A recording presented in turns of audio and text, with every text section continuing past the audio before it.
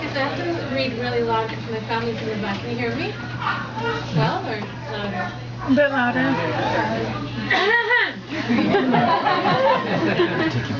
Take your picture. Okay, so I'm going to read 2 or 3 poems. Okay, so my first poem is actually, yesterday was my birthday, and and as you all know, it was also when we got the election results.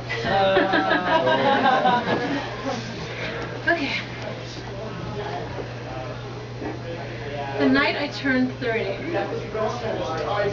The night I turned 30, the white bones of my knuckles nearly pierced to the skin as I cracked and popped the joints relentless, watching the country bask in blue.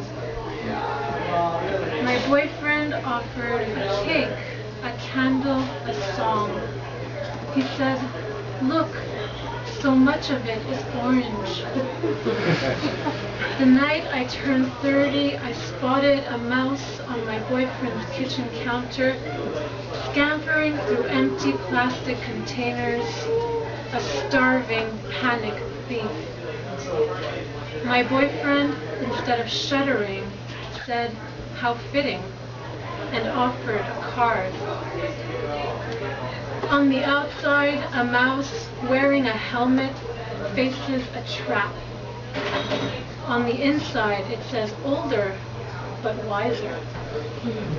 And I think of all the careful, hesitant steps we take towards our end, and of the stale, dark taste nestled at the base of my tongue, too far back to brush.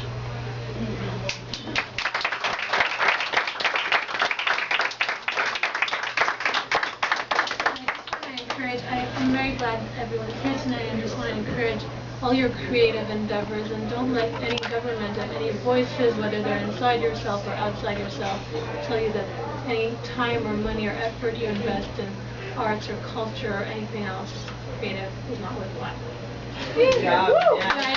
Again, thank you so much, Alexia and Katya, for everything you do to help us continue to believe in that. Okay. This other poem is about, I used to have really, really long hair, and then I cut it really, really short, shorter even than this. So. And it also used to be called Snip Snip, but Katya hates onomatopoeia. and Jim wrote this really amazing poem called Always Sometimes Something, so I renamed it in honor of both of them. And now it's called Sometime Soon. Sometime soon. Riding the metro home. The shearing, severing scissors still singing inside my skull. I run a hand across my freshly trimmed head and let out a sigh. Relief. I have no idea what is coming my way. It is too early for regrets, but soon I will miss it. The way it felt, wrapped tightly around my finger, the way I could hide a tear, a stain, my bare breasts, like a muse or mermaid in a Waterhouse painting. Sometimes I will miss that. The effect it had on other people, soon I will pine for it.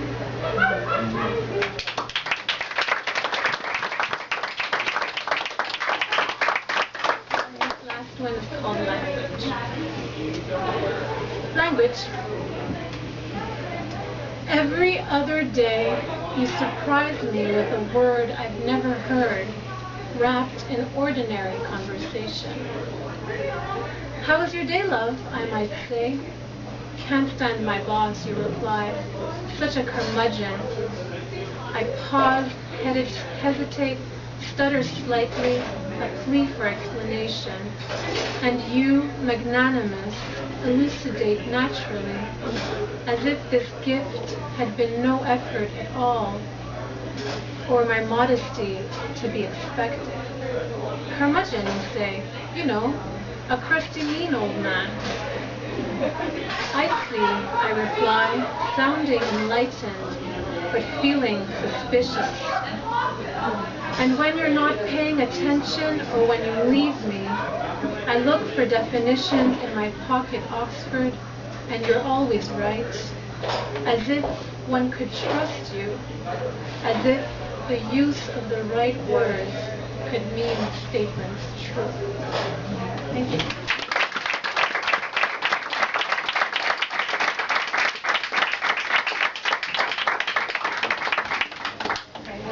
It's been incredible over the past however many weeks to watch the work turn into what it's turning into.